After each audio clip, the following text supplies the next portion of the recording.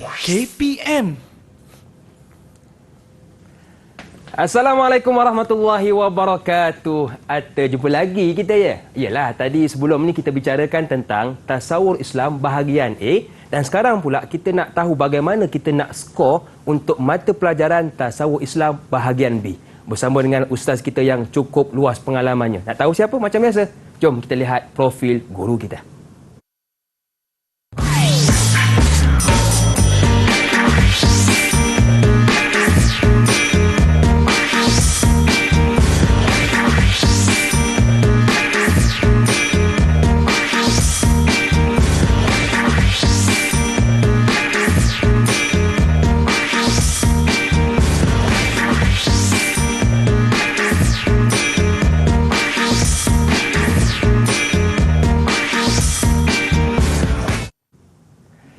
Bersama dengan saya hari ini iaitu Ustaz Muhammad Zazali Muhammad Zain. Jemput masuk Ustaz.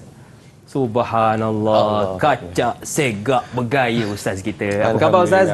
Baik Hakim, Alhamdulillah. Alhamdulillah. Okey Ustaz, bila kita sebut tentang mata pelajaran tasawur Islam ini, adakah semua murid ambil mata pelajaran ni? Okey, untuk pengetahuan dan maklumat Hakim dan juga calon-calon SPM 2021 yang berada di rumah, untuk tasawur Islam ni lah mata pelajaran elektif yang ditawarkan kepada semua pelajar sebenarnya, sama ada Muslim ataupun non-Muslim. Tetapi ia berbentuk elektif, terpulang kepada calon untuk ambil atau tidak. Dia bukan yang teras. Baik. Mata pelajaran pilihan di tangan anda. Okey, Ustaz, saya serahkan kelas ini kepada Ustaz. Silakan. Terima kasih. Sama-sama, Ustaz. Okey, silakan Ustaz. Okey, Alhamdulillah. Terima kasih kepada Hakim. Dan Assalamualaikum kepada semua calon SPM 2021 yang berada di rumah. InsyaAllah, hari ini kita akan bersama-sama berkongsi tentang bagaimana untuk kita menguasai subjek mata pelajaran tasawur Islam khususnya dalam bahagian B. Jadi murid-murid yang berada di rumah, calon-calon yang berada di rumah, jom kita bersedia untuk menguasai bahagian B subjek tasawur Islam. Okey. Jadi yang pertama, kita nak tengok apa dia format pentafsiran yang ada dalam kertas tasawur Islam ini. Okey. Sebenarnya format dia tasawur Islam ni ada dua bahagian.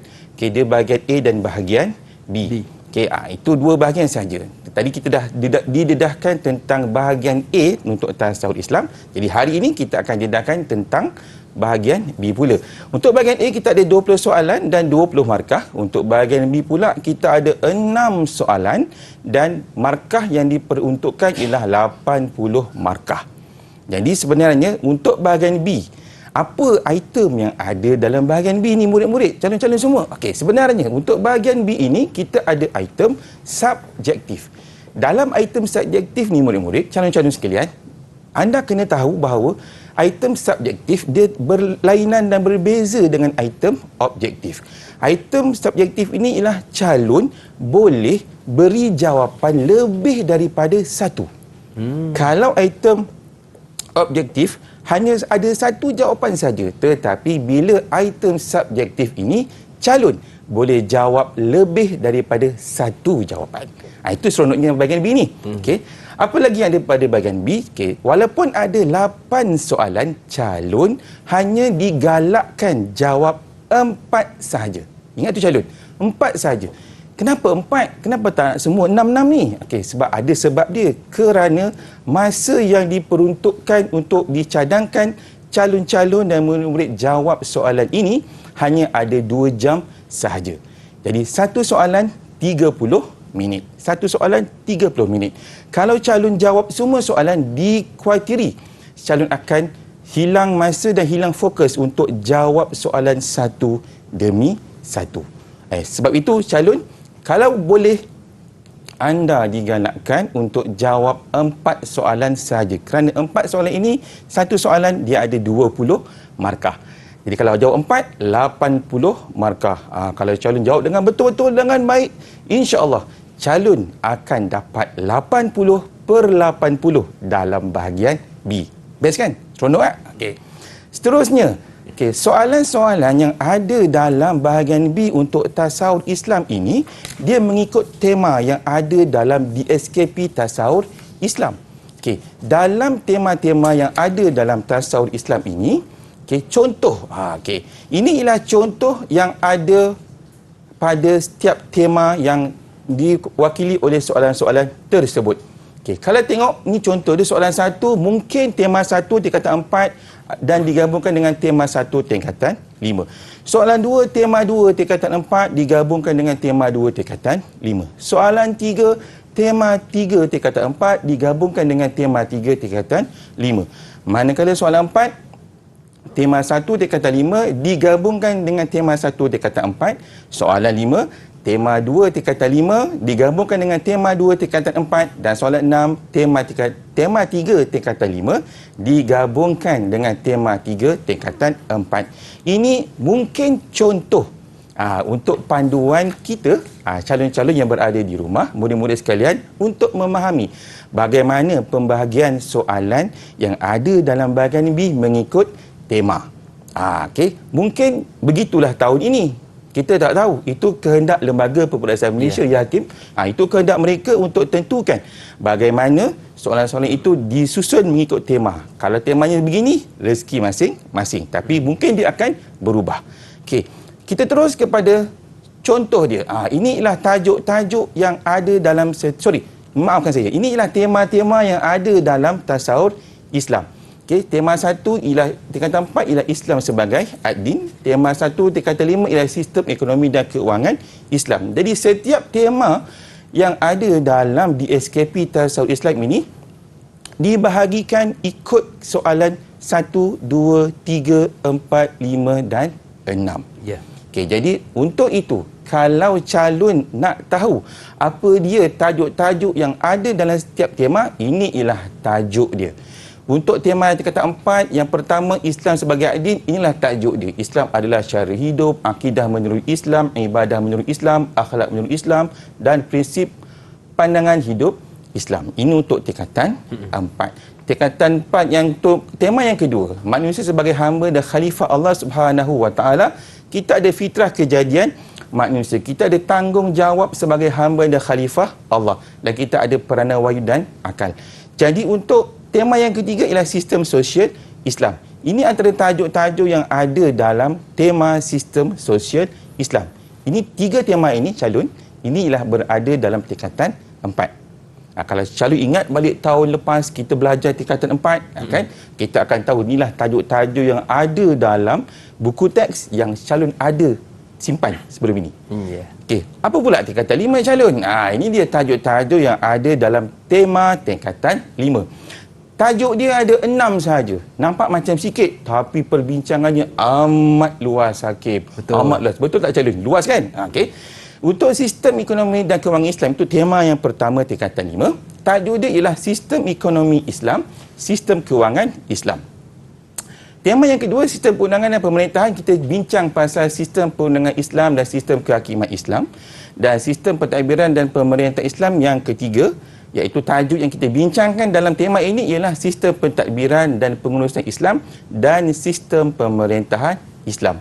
Jadi calon, kalaulah tema-tema ini calon dapat kuasai dengan baik, jadi calon boleh fokus tema mana yang calon dapat kuasai dengan baik untuk membantu calon-calon menjawab soalan yang bakal dikemukakan oleh pihak lembaga peperiksaan nanti. Okey, jadi sebenarnya apa yang saya nak kongsikan ni, Hakim, dengan calon-calon semua, okey, sasaran kita ialah kalau kita boleh dapat bahagian B 30 markah, insya-Allah kita boleh dapat markah lulus.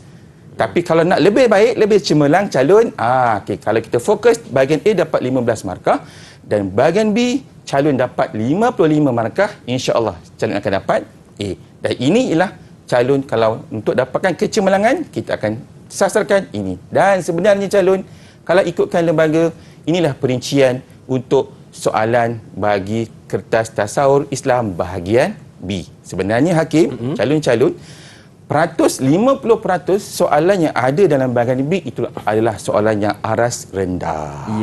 Okey, jadi calon kalau betul-betul fokus, sebenarnya calon boleh dapat 50 markah sebenarnya untuk bahagian B. Seronok tak? Itu sebenarnya calon. Kalau kita tahu soalan-soalan yang ada dalam bahagian B, insya-Allah kita akan dapat jawab soalan itu dengan lebih baik. Ya, jelas dan terang. Itulah format soalan untuk tasawur Islam bahagian B, yang mana kalau beza dengan bahagian A, satu soalan satu jawapan. Untuk bahagian B, satu soalan boleh banyak jawapan. Baiklah, kita nak berehat seketika, kembali selepas ini pastinya dalam Sukses SPM 2021 Pecutan. Didik TV KPM. Didik TV KPM. Terima kasih kepada anda yang masih lagi sudi bersama dengan kami dalam Sukses SPM 2021 Pecutan. Masih lagi bersama dengan saya, Lokman Hakim, juga ustaz kita iaitu Muhammad Zazali Muhammad Zain dari Sekolah Menengah Kebangsaan Suria Perdana Batu Pahat, Johor. Baiklah ustaz, tadi kita dah fokuskan bagaimana untuk format soalan bahagian B tasawuf Islam ini. Jadi apakah perkara yang perlu kita ambil berat lagi? Silakan ustaz. Okay, terima kasih Hakim. Untuk makluman kepada semua calon yang berada di rumah yang mengambil mata pelajaran tasawur Islam. Okey, apa perkara yang kita perlu berikan perhatian dalam bahagian B ini? Okey, sebenarnya calon kena kenal pasti bentuk-bentuk item yang ada dalam bahagian B. Tadi calon dah tahu, dah maklum bahawa item dalam bahagian B ialah item subjektif. Dan apa yang calon perlu berikan perhatian ialah calon perlu tahu soalan-soalan yang ditanya dalam bahagian B. Iaitu yang pertama, soalan yang jawapannya tidak memerlukan huraian. Yang kedua, soalan yang jawapannya memerlukan huraian. Dan yang ketiga ialah soalan yang mana jawapannya berbentuk kebat. Tiga perkara ini Hakim, calon-calon sebenarnya, kalau calon dapat kenal pasti dan dapat kuasai, calon akan dapat memudahkan cara untuk calon menjawab soalan bahagian B. Jadi kita akan teruskan untuk mendalami dan menguasai satu demi satu bentuk item ini. Okey. Yang pertama, ini ialah contoh soalan yang ada dalam bahagian B. Contoh satu soalan. Okey, kalau perasan, ini ialah soalan 1A1, apakah maksud ihsan? 1A2, nyatakan dua kepentingan ihsan. B, okey, C1, C2 dan D. Jadi daripada soalan ini calon, sebenarnya calon kena kenal pasti dulu bentuk-bentuk item tersebut. Yang mana satu item yang tidak memerlukan huraian jawapannya, yang mana satu yang memerlukan huraian, dan yang mana satu soalan kebat. Okey, kita tengok satu demi satu. Okey, jom kita tengok.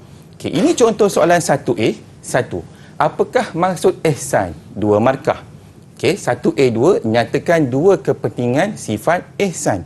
Kita pergi dulu soalan 1A1. Soalan maksud ihsan. Sebenarnya soalan maksud ihsan ni ialah soalan yang calon tidak perlukan huraian. Sebenarnya. Tetapi perlu diingatkan kepada semua calon yang ambil tasawuf Islam, bila soalan maksud, biasanya dalam buku teks ada dua. Satu maksud dari segi bahasa dan lagi satu maksud dari segi istilah. Jadi calon kena fokus kepada maksud aspek istilah. Dan sebenarnya kalau boleh, jadikan buku teks itu sebagai panduan bila kita menjawab soalan maksud. Kerana kebiasaannya peraturan pemarkahan akan melihat kepada apa yang ada dalam buku teks. Jadi untuk menjawab soalan maksud, kita buat dulu pembuka jawapan. Maksud ihsan ialah kesungguhan dalam melakukan ibadah dan pekerjaan semata-mata kerana Allah Subhanahu wa taala. Okay, ini ialah maksud ihsan. Dan sebenarnya calon, apa yang calon kena kuasai untuk maksud ialah kita kena kuasai kata kunci bagi setiap istilah. Untuk maksud ihsan ni Hakim dan juga calon-calon yang berada di rumah. Okey, kata kunci bagi ihsan ialah kesungguhan. Pertama, yang kedua ialah ibadah dan pekerjaan, dan yang ketiga ialah kerana Allah Subhanahu wa taala. Jadi kalau calon dan murid-murid boleh faham tiga kata kunci ini, maka calon boleh jawab maksud istilah dengan baik. Dan sebenarnya tips dia ialah kita kena tahu apa dia kata kunci bagi setiap istilah. Saya bagi contoh ya Hakim dan juga kepada calon-calon yang berada di rumah. Kita bagi contoh. Contoh-contoh istilah yang ada dalam tasawuf. Tasawuf Islam ni Hakim, calon-calon ada banyak sangat istilah. Jadi untuk menguasai setiap satu istilah itu kita tengok dia punya kata kunci bagi setiap satu. Yeah. Jadi ini adalah contoh. Contoh nak urai satu-satu panjang. Kan betul tak? Betul. Jadi saya bagi satu contoh, nanti yang berada di rumah sama ada boleh snap gambar, ambil gambar ataupun tengok lepas ini rakaman di YouTube. Okey, ini contoh. Jadi kalau calon dapat kuasai setiap kata kunci ini, dia boleh membantu calon. Itu soalan maksud. Okey, boleh teruskan? Boleh Ustaz. Alhamdulillah. Okey, untuk jawab soalan 1A2. Kita nak kenal pasti 1A2 ni, item ni, soalan ni kena hurai atau tidak. Okey, tengok dia minta nyatakan 2 kepentingan sifat ihsan dan markahnya berapa? Markahnya pun 2. Okey, untuk pengetahuan calon-calon yang berada di rumah, soalan ini ialah soalan yang tidak perlukan huraian dalam membina jawapannya. Hanya kita bagi jawapan yang menepati, yang ringkas, tidak perlu huraian yang terlalu panjang. Jadi, untuk kita buat soalan, maafkan saya, untuk kita buat jawapan 1A2 ni calon, saya cadangkan tips yang pertama, calon kena langkah 4 baris. Okey, lepas langkah 4 baris ni calon, barulah calon buat dia punya pemuka jawapan bagi 1A2. Kenapa kena langkah ni cikgu? Mesti ada orang tanya. Sebenarnya calon, kalau calon langkah macam ni, dia akan membantu calon, katakanlah ada idea yang baru. Betul. Untuk jawab yang baru, tambah saja dekat bawah dia. Tak perlu potong, tak perlu padam. Itu memudahkan. Jadi kalau tengok dekat jawapan 1A2 ini, dia tidak ada huraian. Dia cuma ada fakta jawapan sahaja. Jadi jawapan dia agak ringkas, tetapi pastikan dia difahami. Jangan tiba-tiba jawapan dia bersungguh-sungguh je. Tak boleh lah. Nampak tak jawapan dia bersungguh-sungguh melakukan ibadah kepada Allah Subhanahu wa Ta'ala. Dan satu lagi tips tambahan untuk calon-calon yang berada di rumah. Kalau kita buat jawapan ini ataupun soalan ini, pastikan lebihkan 2 fakta jawapan. Kalau soalan minta 2, tambah lagi 2. Jadi ada 4 jawapan. Kenapa kena tambah lagi 2 ni cikgu? Sebab manalah tahu kalau yang 2 atas tu salah, ada lagi yang bawah 2. Jadi dia akan dapat bantu calon dapat markah bagi setiap soalan yang ada. Alhamdulillah. Okey, inilah soalan item yang tidak memerlukan huraian. Okey, calon boleh? Okey, kita nak tengok bagaimana pula soalan yang memerlukan huraian. Jawapannya. Kalau tengok soalan ini bincangkan 2 punca masyarakat masih melakukan kemungkaran walaupun mereka melaksanakan ibadah. Okey, calon, soalan minta 2. Soalan minta 2 dan markahnya ialah 4 markah. Bila situasi ini calon nampak dalam kertas peperiksaan setiap calon, pastikan ini ialah soalan yang memerlukan calon menghurai jawapannya. Okey, jadi pastikan ada huraian. Kita tengok contoh jawapan ni. Okey. Contoh jawapan yang ada di sini, ada seorang calon buatkan untuk saya.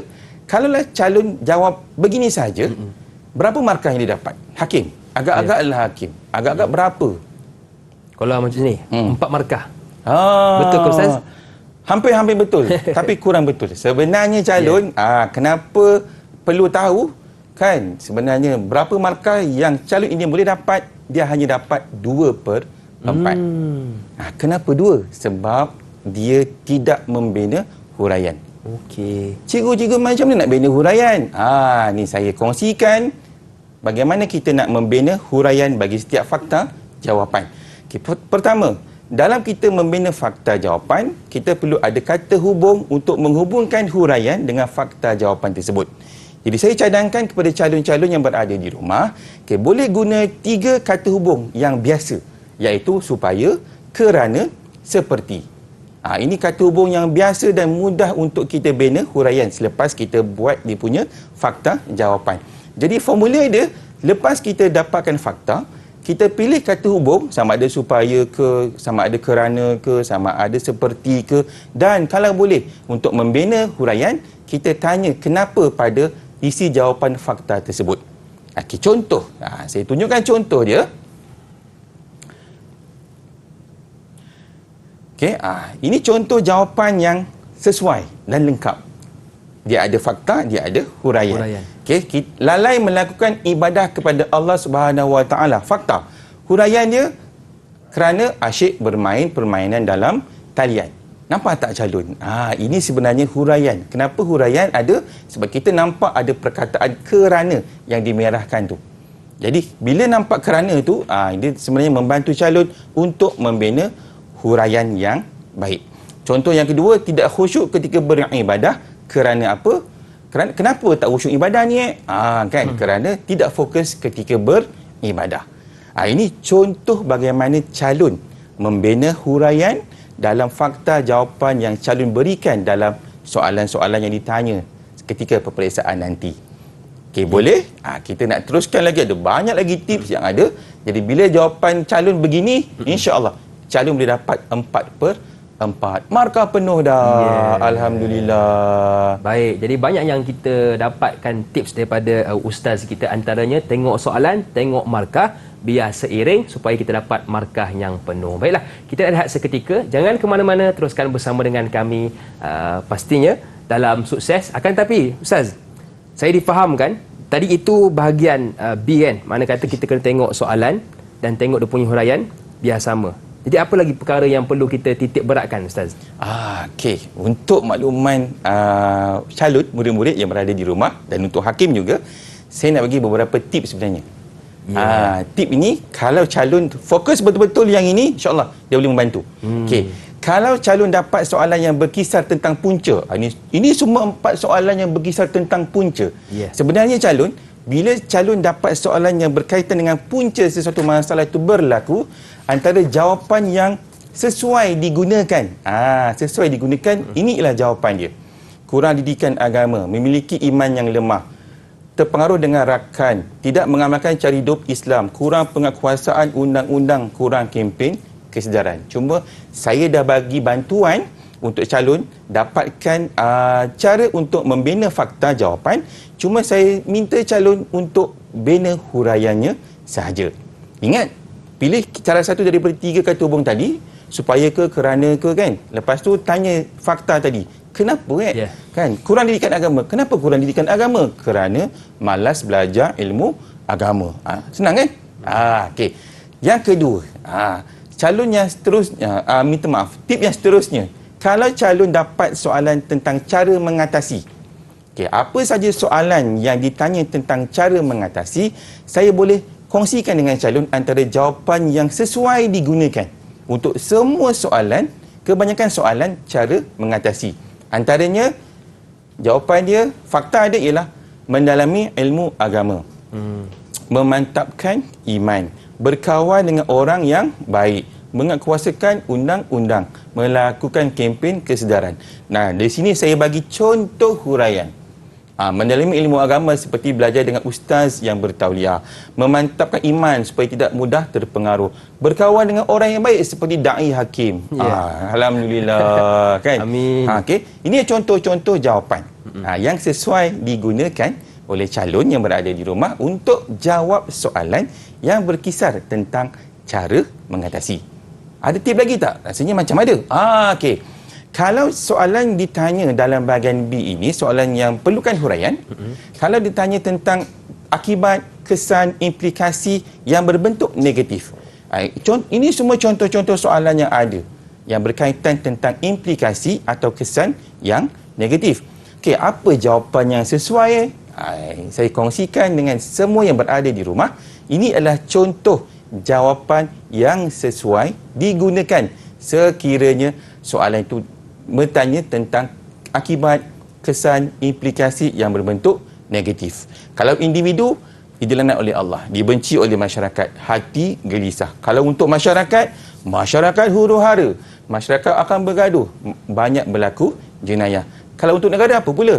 Okey, kalau negara, kesan buruk dia, negara tidak aman, ekonomi negara akan jatuh dan jenayah banyak berlaku.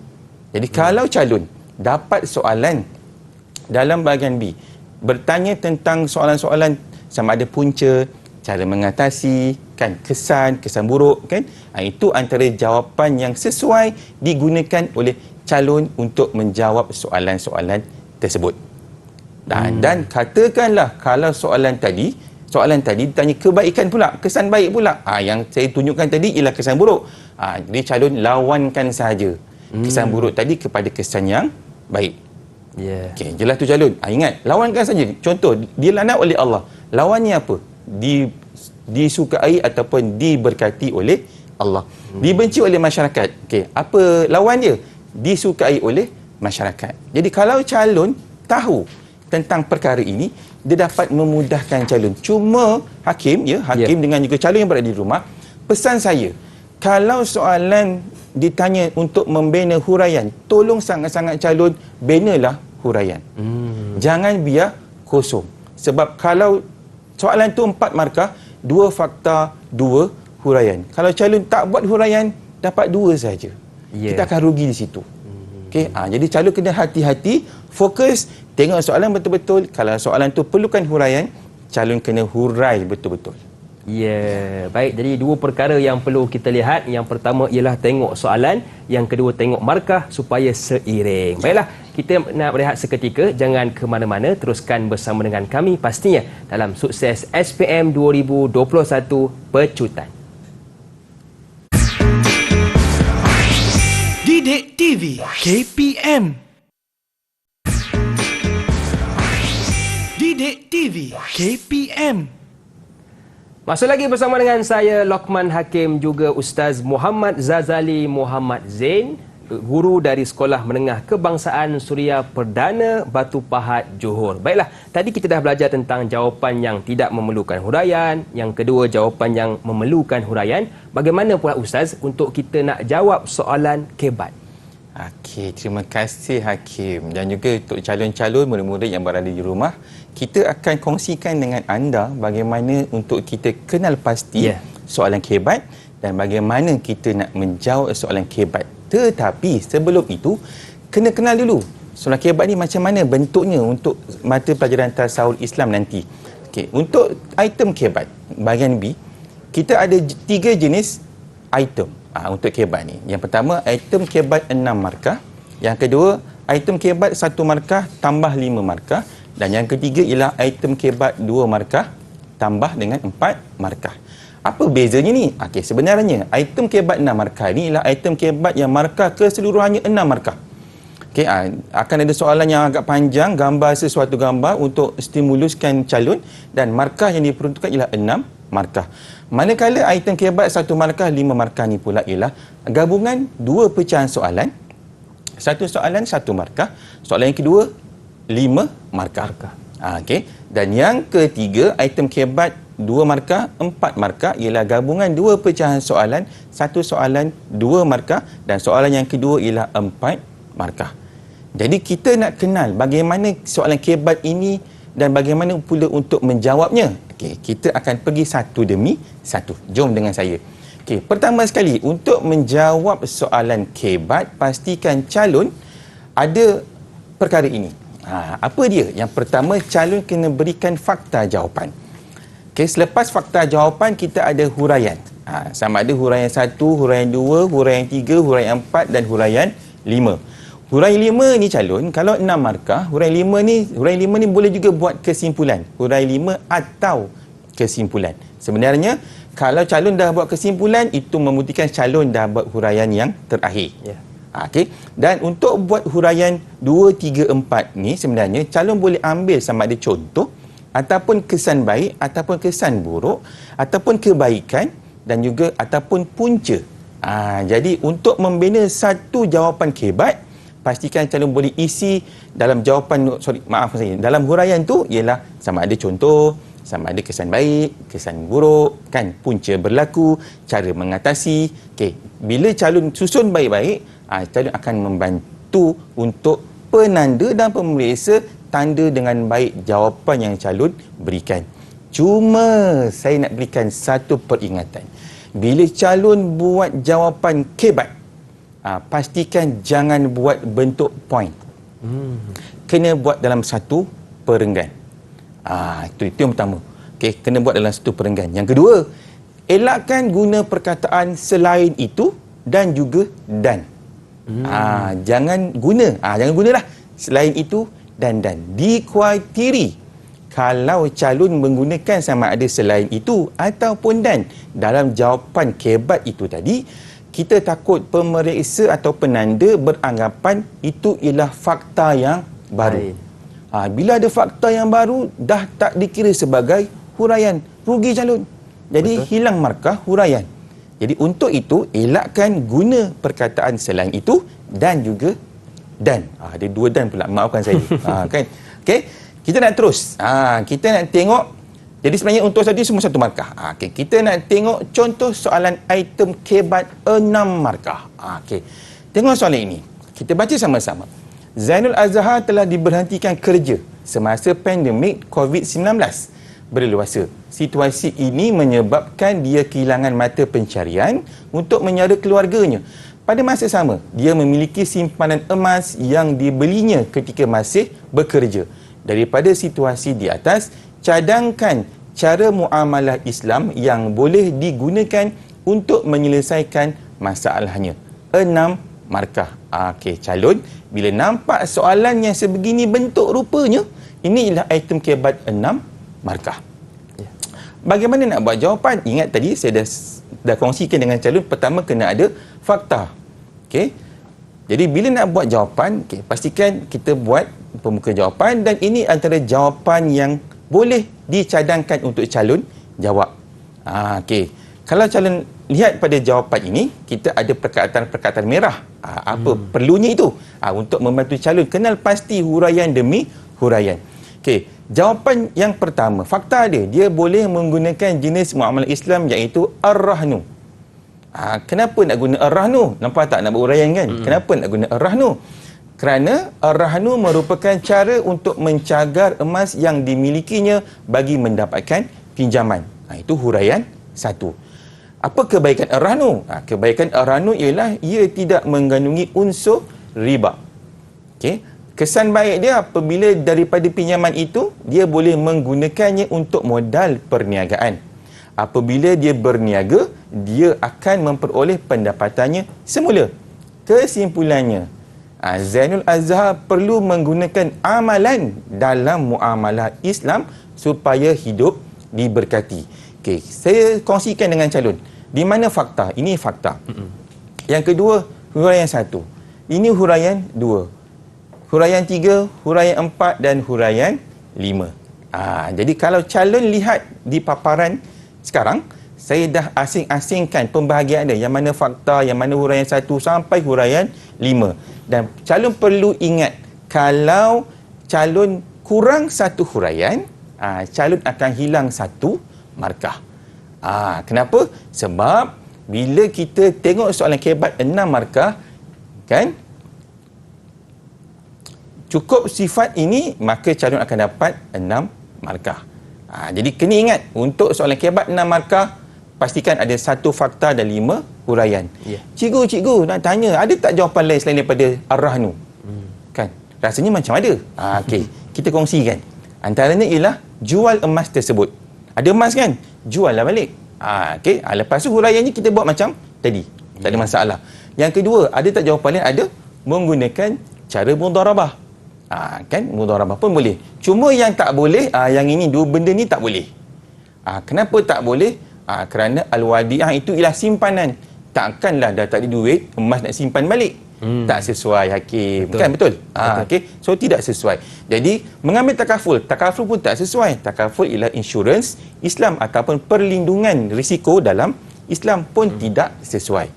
Jadi kalau calon ada fakta-fakta yang lain, tak ada masalah. Boleh gunakan fakta tersebut dan tambah lagi, tambah lagi 5 huraian. 1 fakta, 5 huraian. Itu untuk kebat 6 markah. Jelas calon? Alhamdulillah. Kita nak tengok item kebat yang kedua. Boleh Hakim? Boleh Ustaz, silakan. Alhamdulillah. Kita tengok kebat yang kedua, iaitu kebat 1 markah gabung dengan 5 markah. Okey, ini contoh soalan dia. Okey, kita ada nampak satu petikan akhbar, kan? Daripada petikan akhbar ini, dia buat 2 pecahan soalan. Soalan 1, nyatakan hukuman yang ditetapkan oleh Islam bagi kesalahan di atas. Dia tanya pasal apa ni? Rupanya petikan di atas cerita pasal arak. Jadi dalam Islam dia nak tanya, apa hukuman yang ditetapkan? Okey, jadi yang kedua, pada pendapat anda, bagaimana cara untuk mengatasi masalah di atas? Bincangkan. Inilah dia hakim dan juga calon-calon yang berada di rumah. Ini ialah soalan kebat 1 markah dan digabungkan dengan 5 markah. Kena buat dua-dua. Jangan tak buat dua-dua. Ataupun buat satu je, tak boleh. Kena buat dua-dua jawapan dia. Dan ini contoh jawapan yang saya boleh kongsikan kepada calon. Okey, untuk soalan 1, hukuman dia ialah 40 kali sebatan. Kalau ingat balik dalam perundangan Islam, bila kita melakukan jenayah dalam hudud, minum arak, kena sebat 40 kali sebatan. Itu dalam Islam. Itu jawapan yang pertama. Okey, jawapan yang kedua pula, apa dia? Cara untuk mengatasi masalah tersebut ialah, okey, ini contoh jawapan kebat yang sesuai, yang boleh calon gunakan. Yang pertama, fakta dia apa? Menguatkuasakan undang-undang supaya masyarakat takut untuk meminum arak. Itu huraian. 1. Huraian kedua, seperti apa hukuman yang kena buat? Seperti mengenakan hukuman yang berat kepada yang melakukannya. Situasi ini akan dapat memberi kesedaran kepada masyarakat supaya mereka dapat mengelakkan diri daripada terjebak dengan pengambilan arak. Oleh itu, kita hendaklah menjauhkan diri daripada arak kerana ia diharamkan oleh Islam. Agak-agak calon, berapa markah kita nak bagi kepada ni? Kan sebenarnya kalau ikut sini kita ada fakta, huraian 1, huraian 2, huraian 3 dan huraian 4. Jadi bila cukup 4 huraian dan 1 fakta, maka calon layak dan berhak untuk mendapat 5/5. Markah penuh. Markah penuh, hakim, markah penuh calon-calon. Takkan tak nak markah penuh, nak kan? Kena buat. Sebenarnya kalau calon buat huraian tu dengan ayat yang mudah dan difahami, tak ada masalah. Boleh. Tak perlu ayat yang terlalu lengkap. Tapi yang penting ayat itu difahami oleh pemeriksa dan penanda yang akan menanda kertas calon. Ini ialah item kebat 1 markah, 5 markah. Kita nak tengok apa dia item kebat 1 markah. Okay.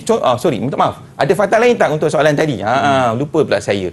Okay, ada lagi jawapan-jawapan lain atau fakta-fakta lain. Ini contoh-contoh fakta yang boleh calon gunakan untuk jawab soalan tersebut. Dan digabungkan dengan 4 huraian selepas fakta ini tadi.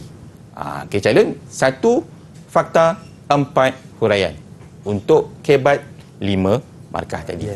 Okey, kita terus kepada kita terus kepada item kebat 2 markah, 4 markah. Kita guna pendekatan yang sama. Cuma saya bezakan soalan yang pertama, nyatakan jenis kesalahan jenayah arak dan hukuman yang ditetapkan dalam Islam bagi kesalahan di atas. Sebenarnya soalan ni dia tanya kepada calon, okey, apa arak ni dia masuk dalam kesalahan jenayah yang mana satu? Kita ada 3. Kita ada hudud, kita ada qisas, kita ada 4. 4 yang baru ada 4. Hudud, qisas, ta'zir dan juga diat. Jadi arak ini dia tergolong dalam yang mana satu? Jadi itu yang dia nak. Dan apa hukuman dia? Tadi hukuman dah tahu kan? Kita nak tahu apa kesalahan sebenarnya. Jadi sebenarnya untuk jawapan ini, jawapan ni calon, kesalahannya ialah di bawah kesalahan jenayah hudud. Dan hukuman ni ialah 40 kali sebatan. Ini ialah 2 markah. 1 markah untuk jenis dia dan lagi 1 ialah untuk hukumannya. Calon kena buat dua-dua.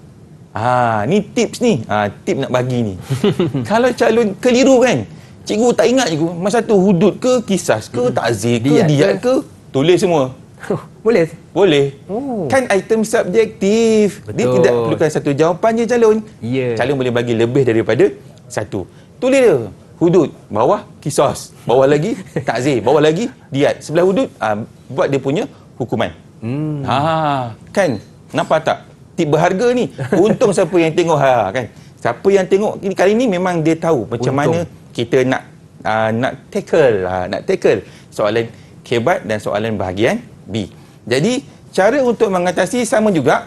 Kalaulah soalan kebat 2, 4 kan, untuk 4 markah ni calon kena ada 1 fakta jawapan dan perlu ada 3 huraiannya. Okey, huraian 1, huraian 2, huraian 3, huraian 3 tu boleh buat dia punya kesimpulan. Okey, jadi untuk ini contoh dia menguatkuasakan undang-undang supaya masyarakat takut untuk meminum arak. Kan seperti mengenakan hukuman yang berat. Situasi ini akan dapat memberi kesedaran kepada masyarakat. Oleh itu, kita hendaklah menjauhkan diri daripada arak kerana ia diharamkan dalam Islam. Cukup calon. Kita ada satu fakta, kita ada huraian satu, kan? Kita ada huraian dua dan kita ada huraian tiga, kan? Ni terlebih pula calon ni, dia bagi huraian empat. Salah tak cikgu? Salah tak cikgu? Tak salah. Bagi lebih tak ada masalah. Kan kita subjektif. Ya, betul. Jadi calon boleh bagi lebih daripada satu. Ingat, subjektif ni, bahagian B calon, bahagian B subjektif. Calon boleh buat berapa banyak jawapan, tapi jangan terlalu banyak.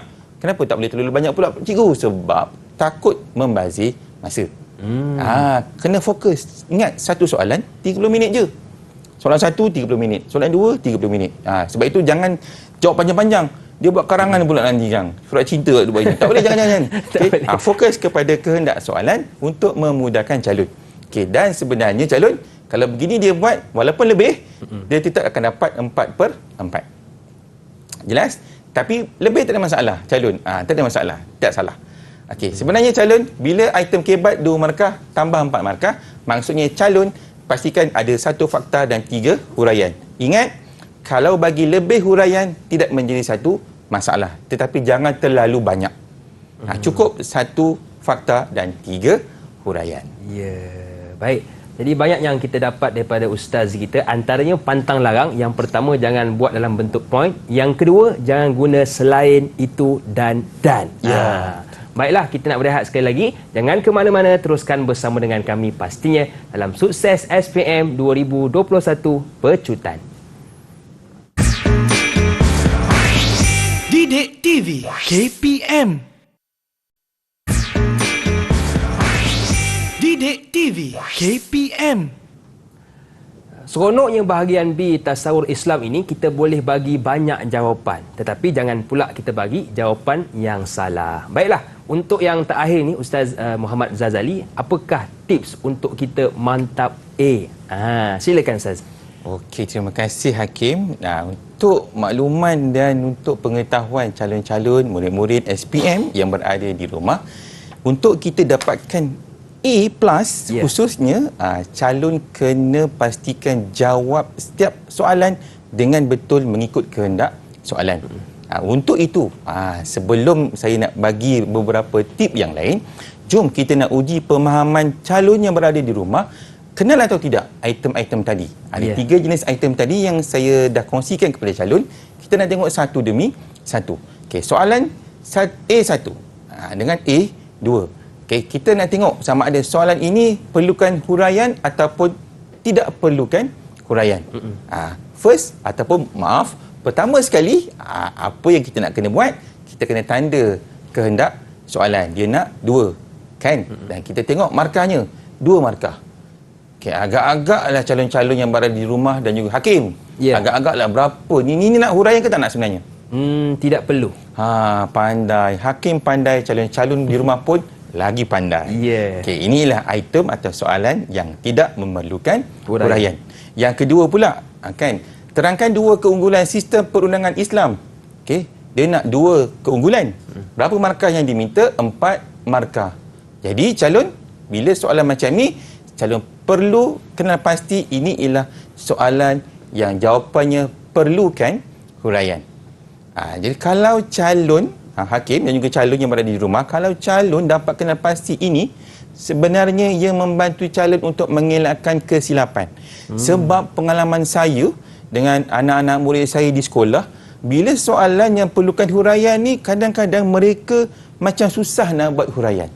Tapi calon, saya harap sangat-sangat calon dapat bina huraian. Pilih kata hubung, bina huraian dengan tanya kenapa pada fakta jawapan tu. Okey, kita tengok contoh jawapan yang diberikan oleh calon ni. Yang soalan pertama, 2 sumber sistem perundangan Islam. Ialah, apa dia sumber utama sistem perundangan Islam? Kita ada 4 sumber. Kan, kita ada Al-Quran, As-Sunnah, Ijma' dan Qiyas. Ada orang tanya, ada murid tanya, ada calon tanya, cikgu, kalau kita tak ikut susunan boleh tak cikgu? Boleh tak? Sebab dia item subjektif calon, jadi tak perlu ikut susunan. Yang penting jawab, jangan biar kosong. Itu je yang penting, kan? Okey, Kenapa bagi 4? Kan tadi dah pesan, kalau dia nak 2, kena lebihkan 2. Kan suka lebih-lebih kan?